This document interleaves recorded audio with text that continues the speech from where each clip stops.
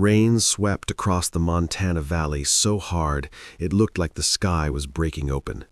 Silas rode with his hat pulled low, barely able to see his horse's ears through the sheets of water. He was used to storms. He was used to loneliness, too. But he had never seen anything like the shape he spotted on the roadside that day. A small figure huddled in the mud, a woman soaked through, barely sitting upright. Silas pulled the reins and slowed his horse. The closer he got, the more the sight tightened his chest. Her dress clung to her thin frame, mud coated the hem. Her shoes had worn through at the bottom, the skin of her feet showing through the broken leather. She held a small valise in both hands, like it was the last thing she owned in the world. She looked up at him. Her brown eyes were red around the edges, not from crying, but from days without tears left to give. "Where are you headed?" Silas asked. His voice came out rough from disuse. She stared at him through the pounding rain. "I don't know anymore." Her answer hit him harder than the storm. Behind them, the town was 5 miles of mud. His cabin was only 1 mile away. He looked toward the road, then back at her shaking form. Something old and half-buried stirred in him. Something he had tried to forget existed. He reached down his hand. They say kindness shows up when we need it most. Sometimes it comes wearing a muddy hat, with a man who doesn't speak much, but means what he says. Silas lifted her onto his horse and rode through the storm toward his cabin, the weight of her shivering body leaning against him. Inside, the place smelled of wood smoke and neglect. Dishes sat in the basin with old beans dried on the edges. Dust lined the windows so thick it looked like frost. He had been living alone so long he hardly noticed the mess anymore. He knelt by the stove and fed it kindling until the fire caught. Behind him, the woman stood dripping onto his floor, her arms wrapped tight around herself, her valise held against her ribs like a shield. Silas grabbed a wool blanket and held it out without looking at her face. "Get warm." She took it, her cold fingers brushing his. He poured black coffee into a tin cup and set it near the fire. She wrapped both hands around it, and he saw how badly they trembled. She hadn't eaten right in days, anyone could see that. Silas sat across from her. Steam rose from her dress as it dried. The smell of wet wool filled the room, mixed with a faint trace of lavender that must have clung to her clothes from another life. She finally spoke. "Ohio," she whispered. "My folks died when I was 17. Scarlet fever took them the same week." Silas nodded. He didn't speak. He knew loss, too. "I worked in a sewing factory," she said, 12 hours a day. Then I saw the advertisement. A Montana rancher seeking a wife, hard-working and sincere. We wrote letters for 3 months. Her hands tightened around the cup. Her voice stayed low, steady, like she was telling someone else's story. "He said he'd meet me at the Willow Creek Depot. Said he'd be wearing a blue kerchief." She swallowed hard. "I sold everything for a train ticket. There was no going back. 2 days at the depot, sleeping on a bench. No husband, no blue kerchief, no promise waiting for her. So I started walking," she said. 40 miles, 3 days. 1 woman gave me bread. That was all." Her fingers moved to the clasp of the valise.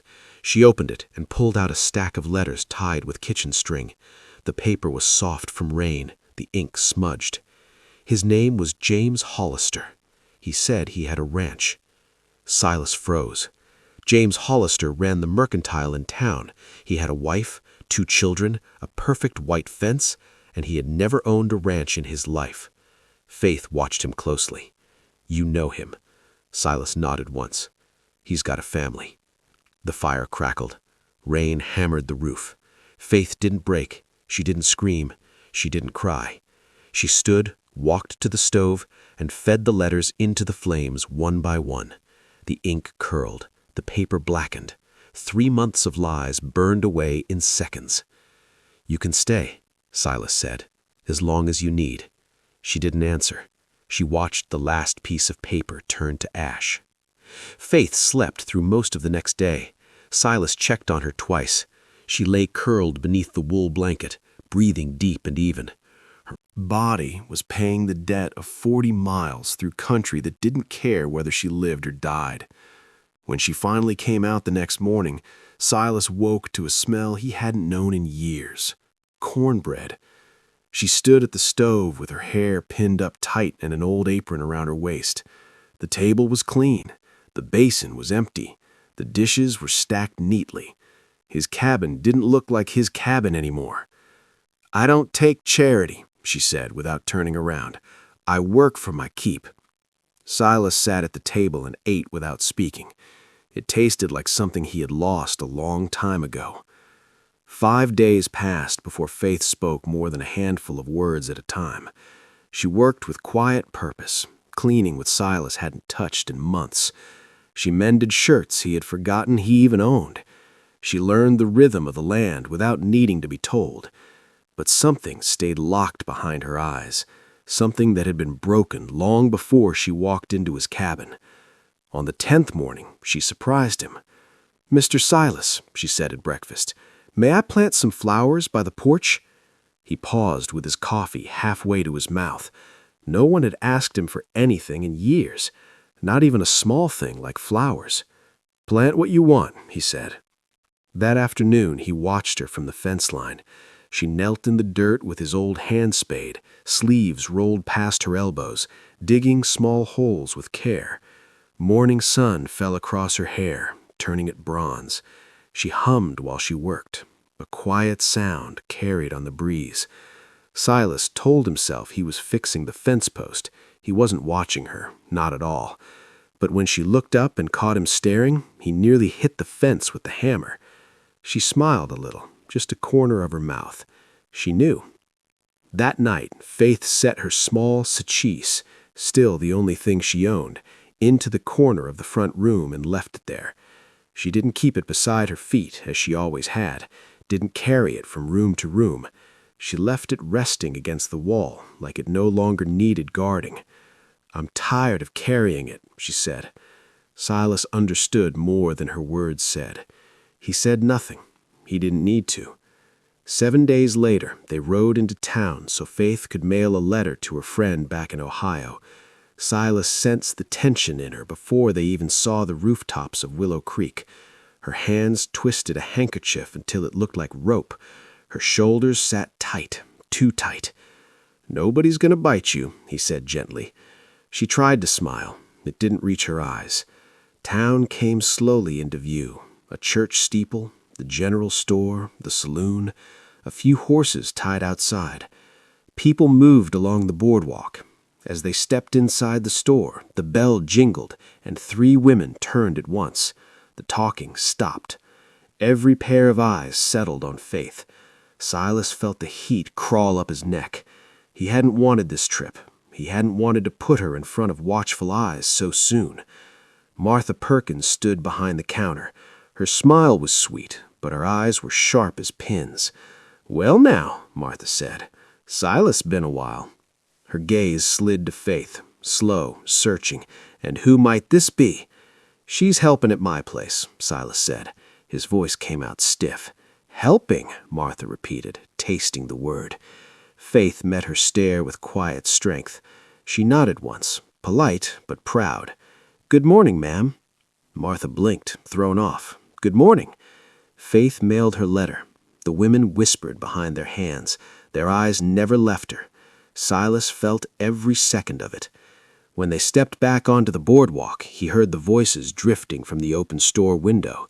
"Mail order bride," Martha said, "left at the depot like unwanted baggage."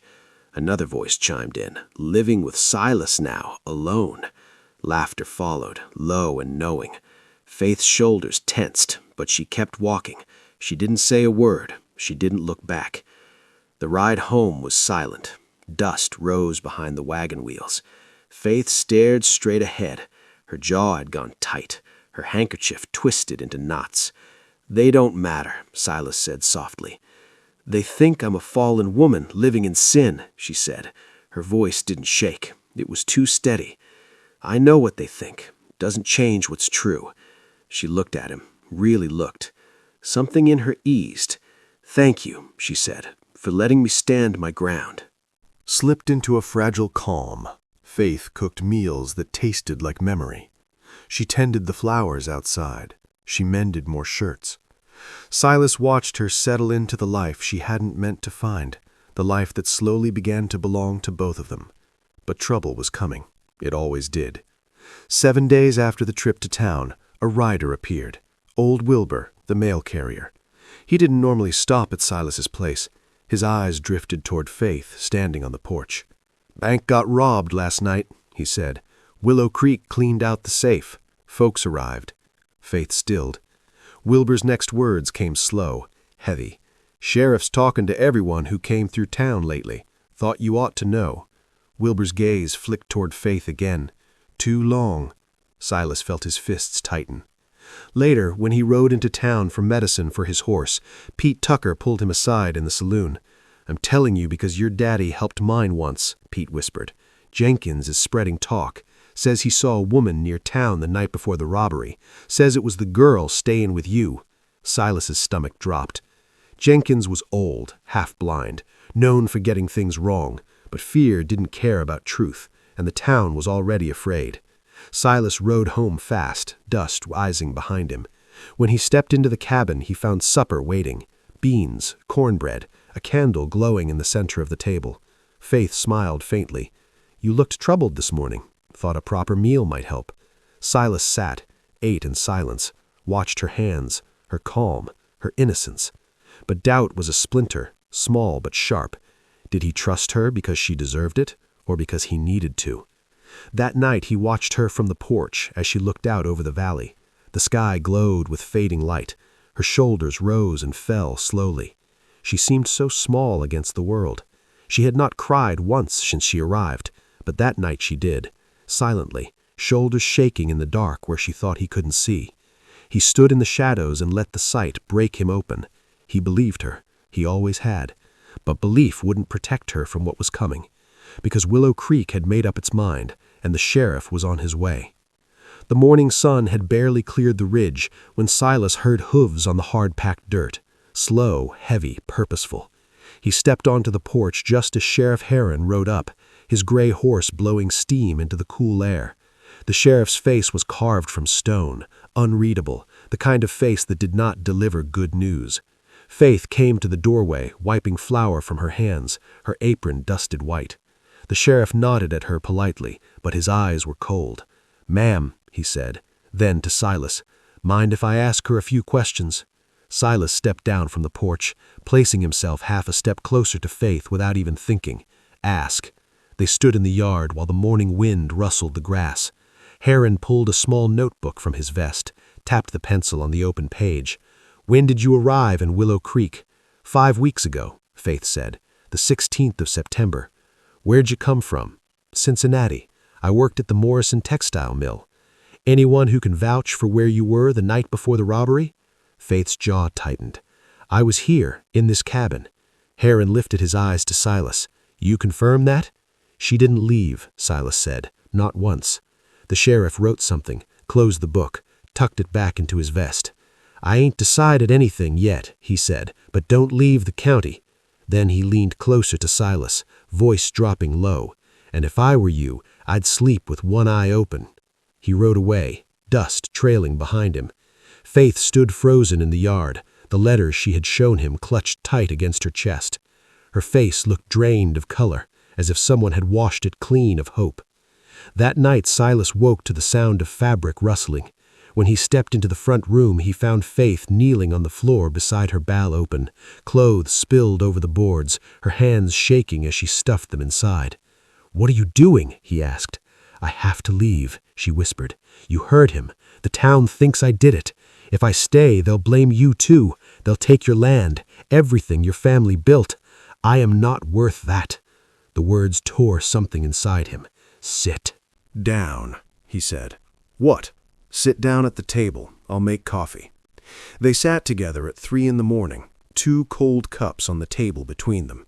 Faith's hands lay flat on the wood. Her eyes were hollow. "I used to believe things happened for a reason," she said softly. "My mother taught me that. I held on to it even when she died, even when my father died a week later. But there is no reason in this. A man lies. A woman walks 40 miles on a promise that never existed. A town decides she is guilty because someone has to be. Silas listened. Every word felt like a weight placed gently on his heart. He told her about his parents, how he buried them at 14, how his brother sold the family land and left him with nothing but the cabin, how winter nearly killed him, how he had not trusted another soul since, except her. "You believe in reasons?" he said. "Maybe this is one. Maybe you came here because somebody needed a reminder that not everyone leaves." He stood, his voice rough but steady. "You stay or you go. That's your choice. But don't leave thinking you're saving me." He walked to his room. Behind him he heard her breath shudder, heard her whisper something too soft to understand, then her footsteps to the spare room, her door closing. She stayed. 2 long weeks passed.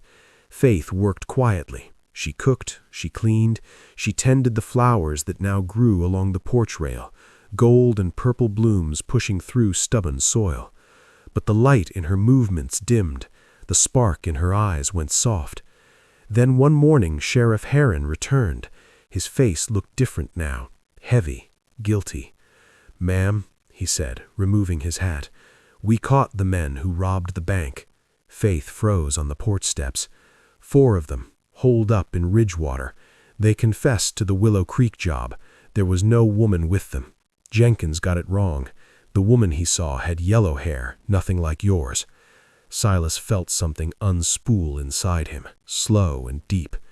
The sheriff lowered his eyes. "Miss Faith, I owe you an apology. We all do." Faith didn't move, didn't soften. She simply said, "Thank you for telling me." 4 calm words carrying months of hurt. People began arriving days later. Martha Perkins came first, with a pie she shoved forward like a peace offering.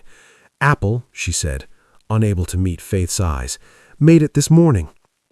"Thank you, Martha," Faith said, voice polite but distant. The preacher came next, offering a gentle invitation back to Sunday service. Faith said she would think about it. Jenkins never came, but a letter arrived. Shaky handwriting, crooked lines, a short apology from an old man who had spoken without seeing. Faith read it once, folded it carefully, and placed it inside the chest. "I'm not ready to forgive him," she said, "but I'm not ready to burn it either." The days warmed, her garden bloomed strong. The cabin changed too. Clean windows, mended boards, new curtains she sewed by hand. It felt like a place built by 2 people instead of 1. One evening, Faith stepped onto the porch, drying her hands on a towel, her hair falling loose around her shoulders. She sat beside Silas on the bench, close enough their shoulders touched. "I used to wonder why that man lied to me," she said quietly. "Why he wrote those letters. Why he let me travel all that way." She looked out over the valley, glowing gold in the sunset. "But I don't wonder anymore. If he had met me, I wouldn't be here." Silas swallowed. "Reckon not." "I think," Faith said, turning toward him, "I got the better end of the bargain." Later, she pulled her valise onto the table and opened it. She burned the last of James Hollister's letters in the stove. Then she placed 3 new things inside.